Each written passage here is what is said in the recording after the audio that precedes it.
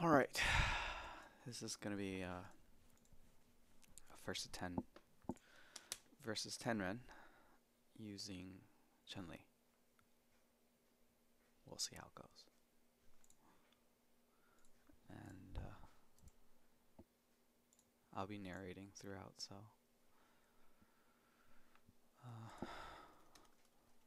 we'll see.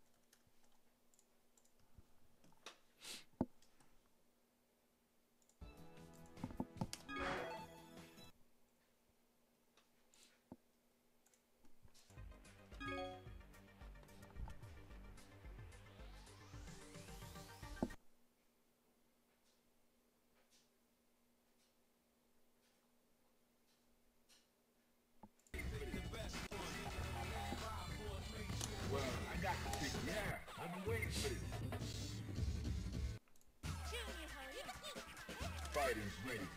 Engage.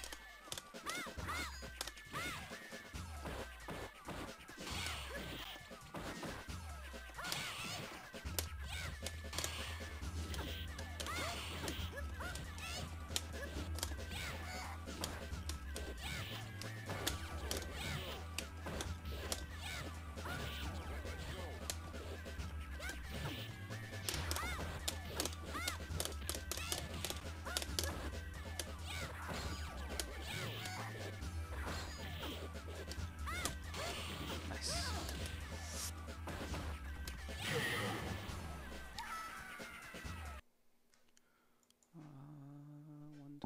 128. Now. Sorry.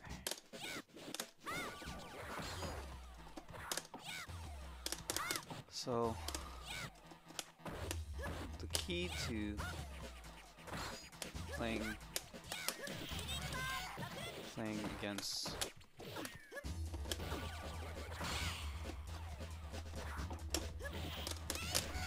against Buki is controlling her approach.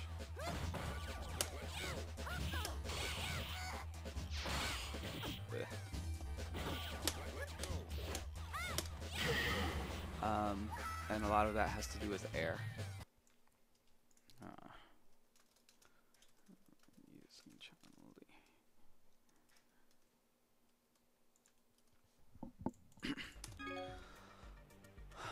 So, if you are able to control how much she goes in, then it should, for the most part, be already in your favor, because Chun-Li's hitbox is so small, and she has pretty good walk speed, pretty good air answers. She has a carry throw. Ah.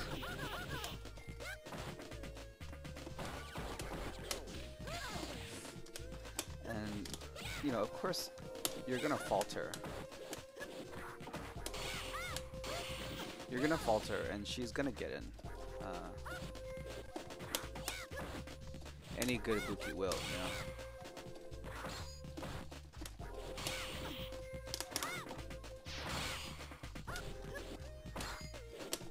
So you also have to be very patient.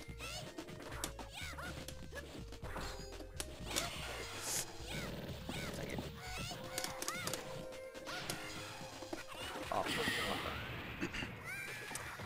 hello, brain fart there. I don't know why I tried to dash, but I mistimed the dash either way.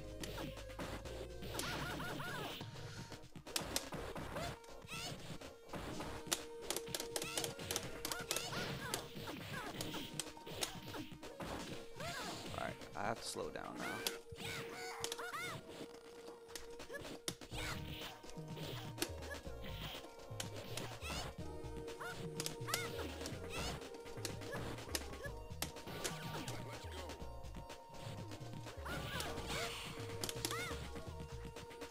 So at this point, he's gonna try to chip me using her stomp kicks. Nice. Ah!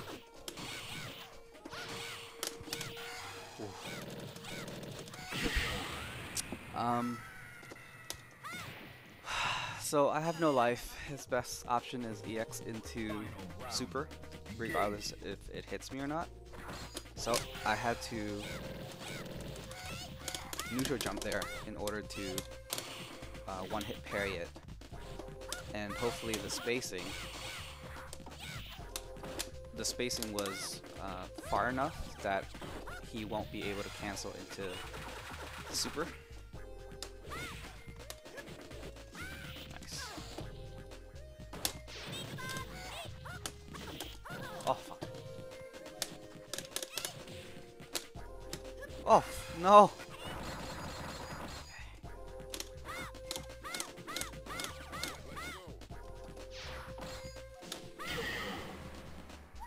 So a little patience there goes a long way.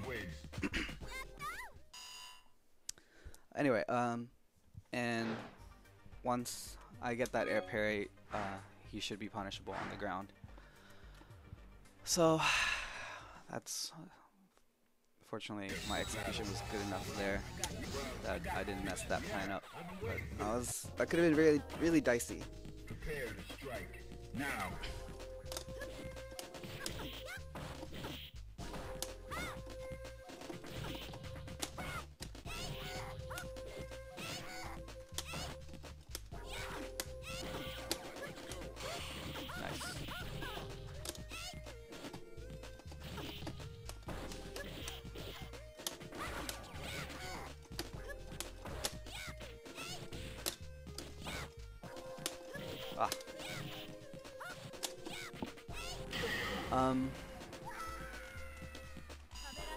Chun's hitbox, along with her walk speed, is enough to control a lot of the things that makes Ibuki dangerous to other characters, other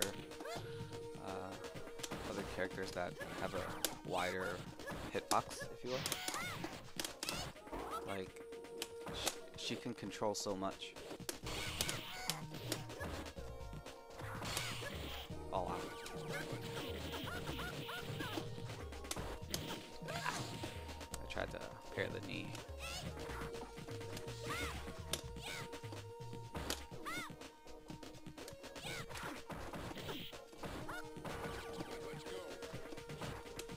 Nice. Oh. Wrong button to pick. Good button by him. Final round. Go for it.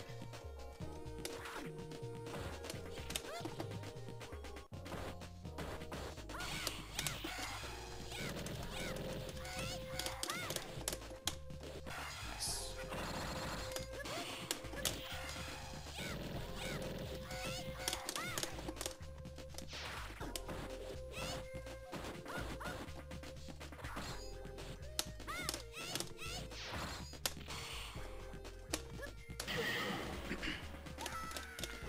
Chun's stomp is really good as a air-to-air measure against Ibuki and twins. Just any character that prefers jumping or has a weird hitbox where stomp would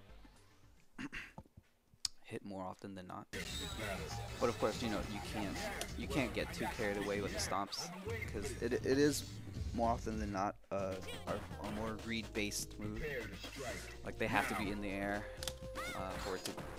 for you to get that extra 2 hits or 1-2 hits from the follow-up.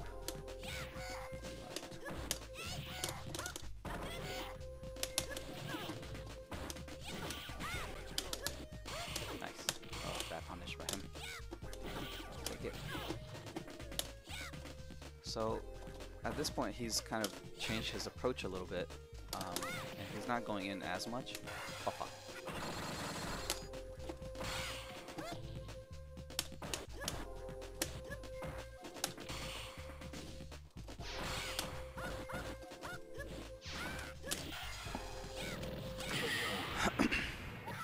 I think he might have messed up there. I don't know what he was going for, but maybe it was intentional. But patience definitely won out there.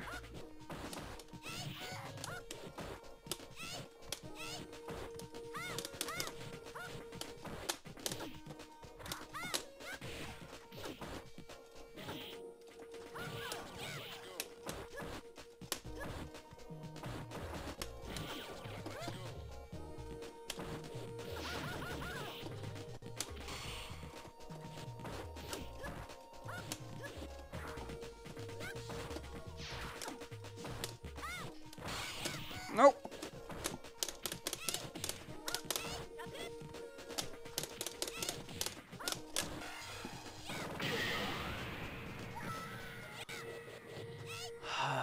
Let's see here. Oops.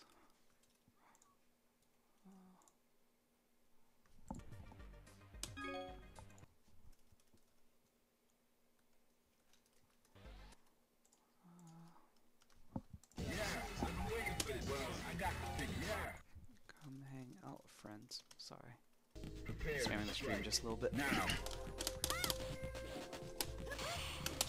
Yeah.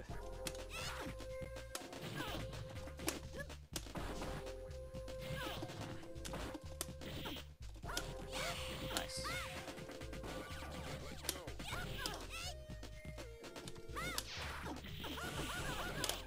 I committed to a throw tech there too early while he was still airborne.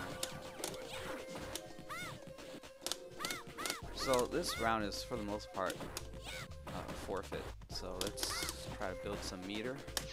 Ah, nice. And just like the previous match, he's changed his approach in the neutral to just playing a little more defensively and just letting me come in instead, which is fine. Oh, I definitely parried that. What? I threw two. Bad. Okay.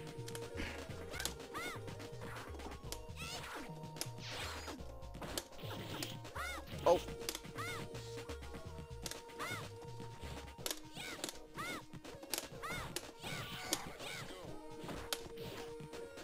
Now I know he's trying to chip me out there, so fuck. You win.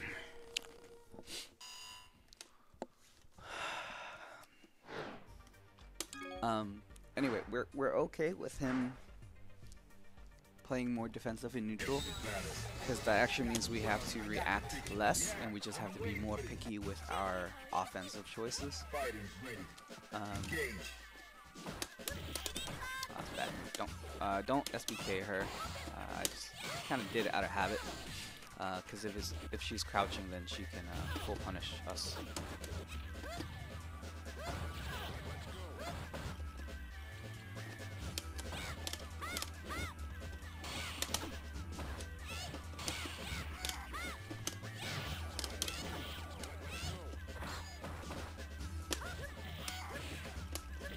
Ah!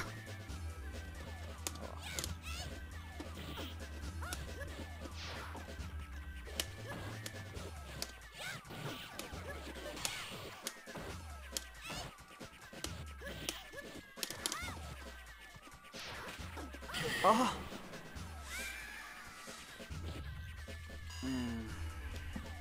Into the heat of battle. Go for it.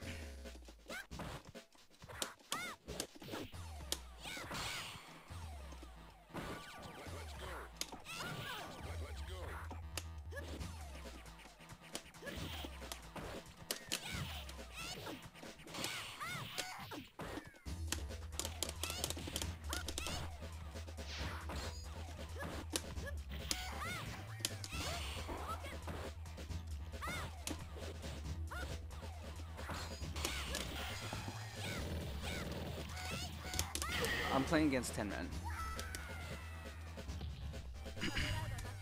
What other green Ibukis online do you know? Engage. Ugh.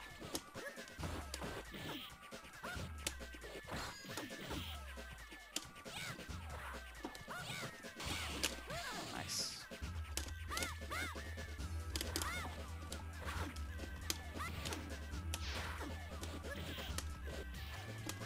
Ah, fuck.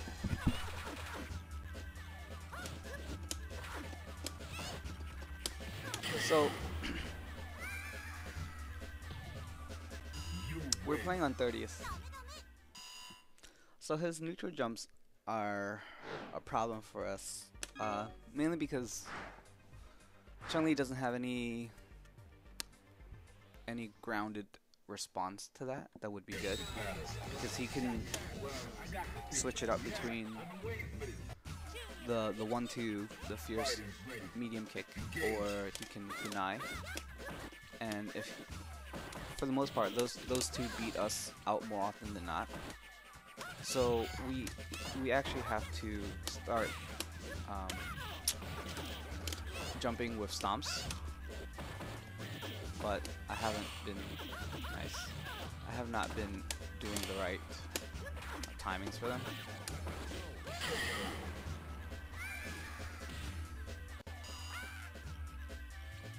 Are you ready? Go.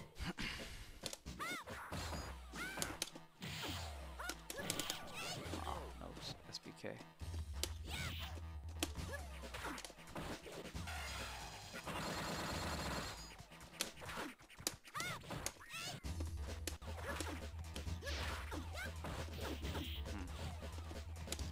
I should have had that parried.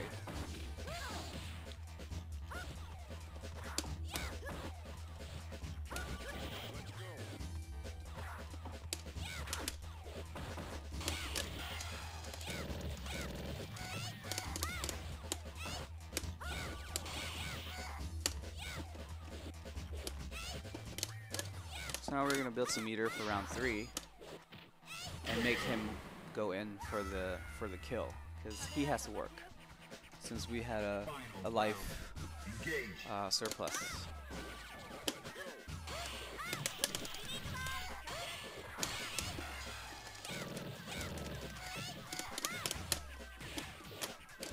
Oh, nice. Ah, messed up my carrot throw.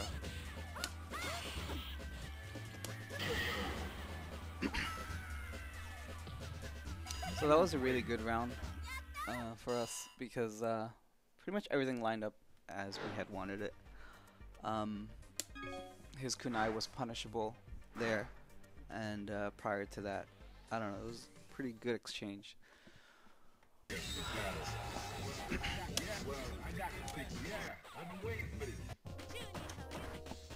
Prepare to strike now.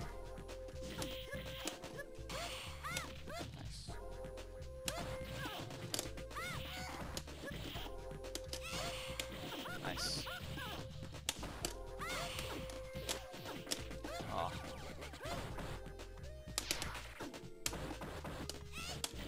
Nice. Cool.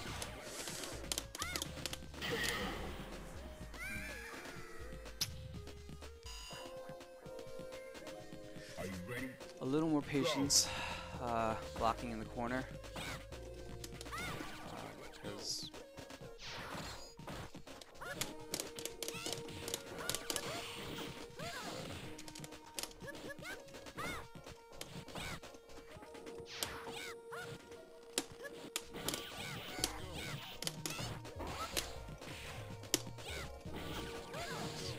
I automatically parry low there, so him going high was really good.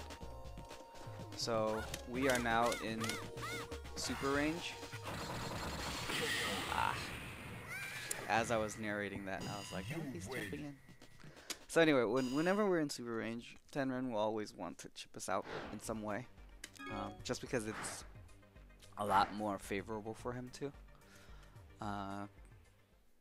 For one, it's relatively safe, and for two, it falls upon us to respond to it properly, and, you know, given the pressure situation, and it's online, so our response must be perfect. Otherwise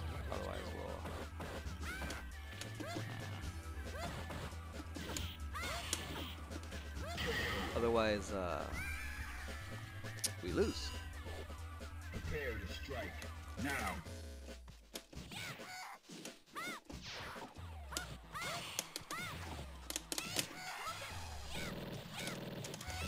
So that back fierce right there is a dash check.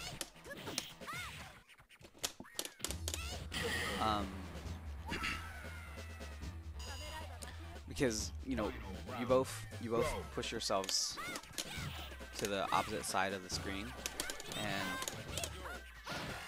usually after that happens, one or even both players are going to want to close the gap again.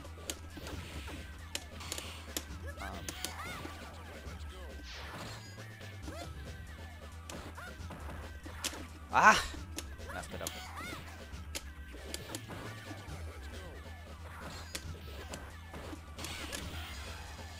So that was a bad string by him, because he did 2 hits, which both were blocked. So it pushes us out of the way, and then at that point, the only thing he can hit us with is a low move. So that's why we low parry there. The risk to reward on that low parry is hugely in our favor. Prepare to strike. Now. Because even if we mess it up, we'll just take a hit, a sweep worth of damage. But if we get it right and when we punish properly, then that's death for him. So.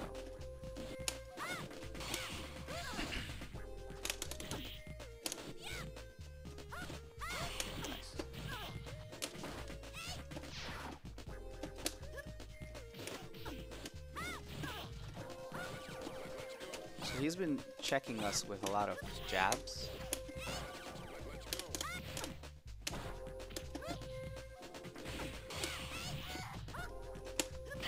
Nice. I was hoping he would air kunai instead, because the stomp would beat the kunai, but it won't beat it early fierce. So we said we would be more patient in this corner.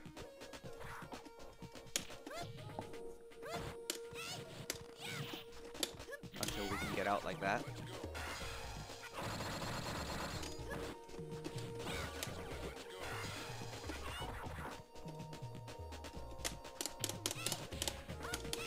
Oh fuck.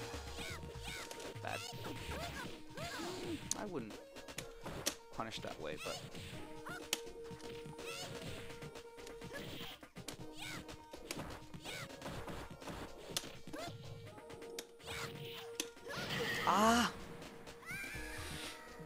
if we block that, we won, but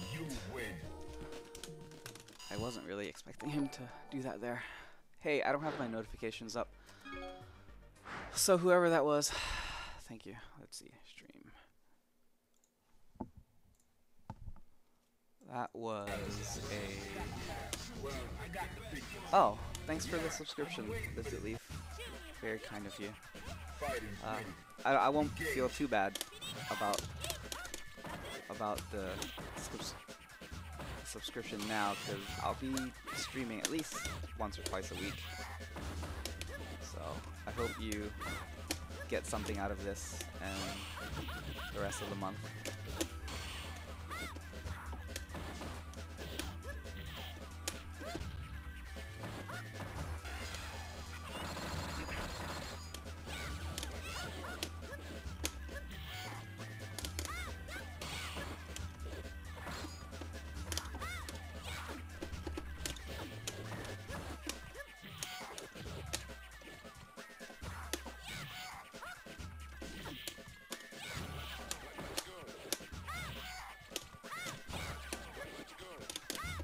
So he could still kill us pretty easily if he knees us into hop kick and then super from there.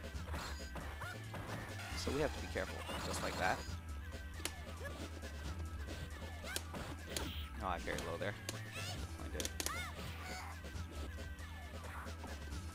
So he's gonna think we're gonna try to chip him out there, but we're just gonna work with that and come in and throw him instead.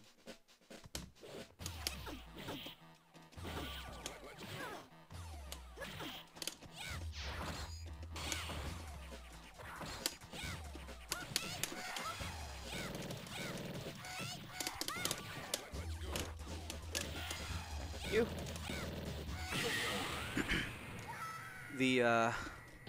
The meaty overhead 50-50 there. You're not in range for him to throw, so that was just a recognizable punish. It was kind of a on the spot reaction.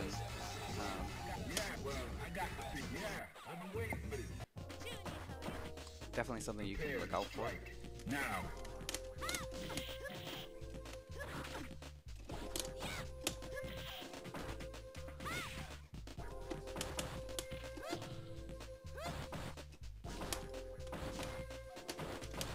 We have to be careful with his slides because some of them look punishable, but occasionally he's been getting better with them to where they end near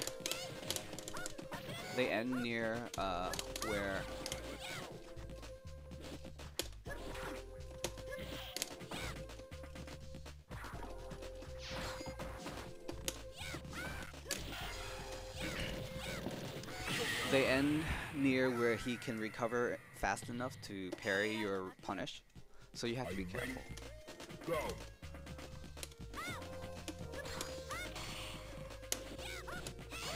If you notice that there, what happened was, oh fuck, I actually stomped the kunai and not him. And you have to be able to recognize when that happens, because right after you stomp, Chun-Li will go into her recovery animation.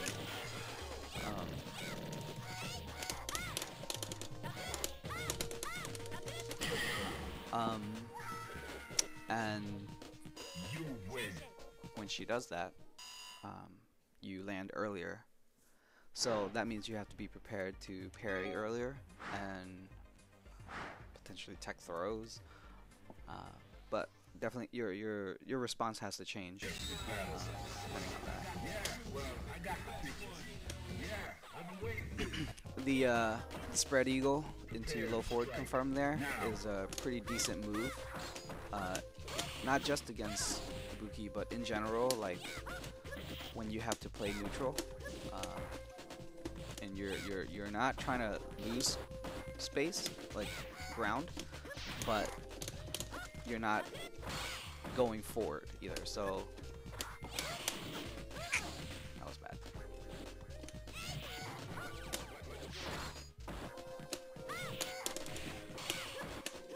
Oh no. Sometimes you're too lazy to confirm. Just go by it. See, like, you have to remember to stand firm against her, because regardless if you're like losing the battle right now or if you're not, Chun's options are better than Ibuki's options in the neutral game.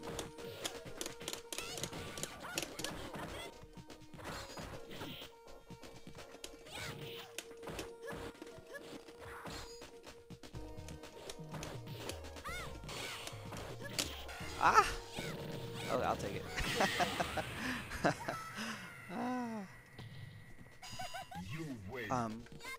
So if your options are better than her options in the neutral, you're only overwhelmed if you are too impatient, or if you're trying to do something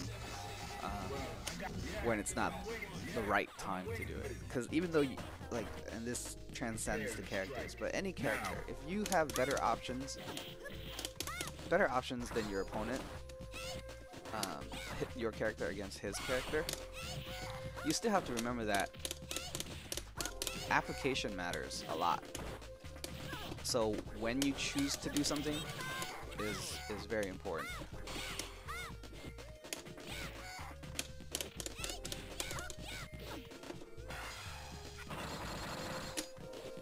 He has 4 wins, but none of that's important.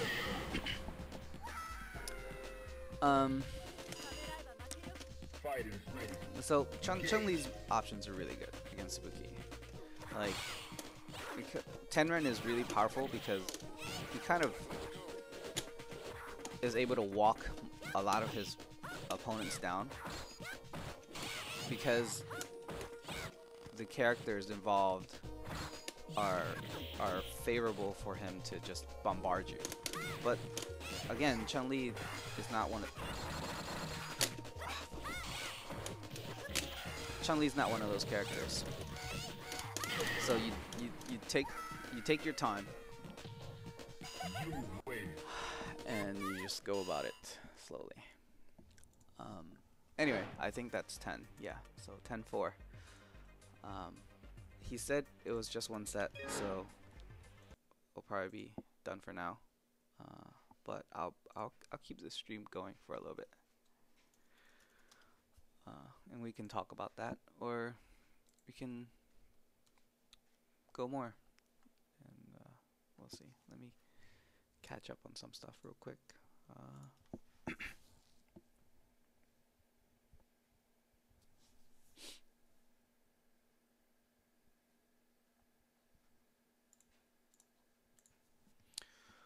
Okay, so he's done for the night. We can go back on Fightcade.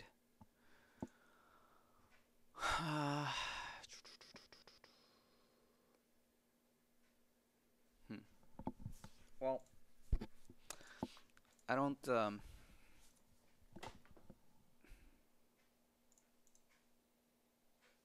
how would Hugo tackle Ibuki? That's a tough one. With Hugo, you have to control her advance. Like, she's gonna want to go in and just bombard you with stuff. Hey, good morning, Dave. How are you doing?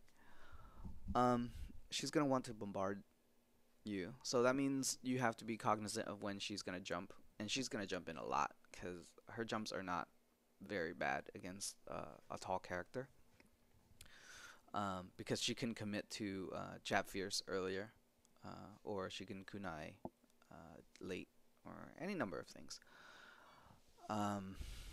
So that means you gotta open up your options with jump back strong or jump back jab, something that can just kind of keep her out, and then you kind of want to just walk in slowly. You don't want to dash because his dash is pretty slow.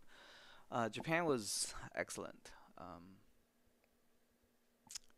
I wish I had more time there, but it was really good. We'll see if we can go again next year. So you want to, like, air grab is not as consistent as you would like, simply because you have to read it really early in order for it to hit, and even then it can still lose to her early commit 1-2s. Let me put something on so that you're actually watching something. So beyond that, you're kind of building meter. You're kind of building meter in the neutral game and keeping her out. So that's your first plan for gameplay. And then you have to be sharp enough to know what she wants to do so that you're gonna be able to parry, because you will need to be able to parry. And the reason for that is in the neutral, when we're speaking about game flow, you both start off as a round, you're both free to do whatever, but Hugo can't actually come in against her because she's so mobile, she's so small, so you kind of have to wait for her to come in on you and then counter that either with a good read or a good parry, and then if the recovery scenario allows you to be close to her, then you can start opening up with a little more attacks, and most of that will be in the form of clapping, because you know you can confirm them. But you're just maintaining a safe space. You don't want to be in her face, contrary to what Hugo likes to do, you know, with grappling and whatnot. Reason being, if you are close to her, she can guess her way out, and if she guesses her way out, you no longer have what little control you have of the situation. It's definitely a very tough fight, but so the key for that would be you got to be able to clap, confirm Hammer Mountain, and be very responsive to any of her approaches. I'm sorry that I know that doesn't help too much, and then you have to be good with reading when she wants a hop kick so that you can parry. If you can parry her hop kick, if you can parry her toward medium hop kick, then you can 360 and or back throw sometimes. And if you are able to do that, you can then start being offensive. And if you can parry her toward roundhouse, you can punish with clap into sweep or whatever. How did you think you fared against Japan? For the most part, I did okay. I would say that the first week I didn't have my bearings at all, and as a result, I didn't do very well. You know, just getting used to the environment, the controls, the smoke, just the atmosphere, the pressure of this expectation that you're supposed to do well because you're a notable player from an international country going to Japan.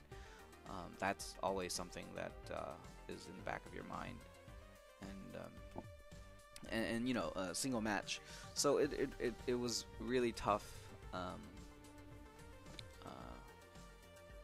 Really tough the first week, but after I came back from the second week, I was able to get a little more arcade time in, and I did better, and I had specifically 2 first attempts against Genki and Shinta, which I'll go over the footage sometime this week, hopefully. But I think I did alright. I felt like I was more satisfied to leave Japan as a result of you know, my play at the end of the 3rd week. So yeah, the Genki set was very exhilarating for me. Like it drained me physically, and if you watch it, you'll get a sense of that, because it's like almost exactly what you would expect out of a first to 10 set, out of an ideal first to 10 set, because I mean, if you watch it, you'll know. Anyway, so it's 6 a.m. right now, so not too many people online. So I'll probably end the stream soon.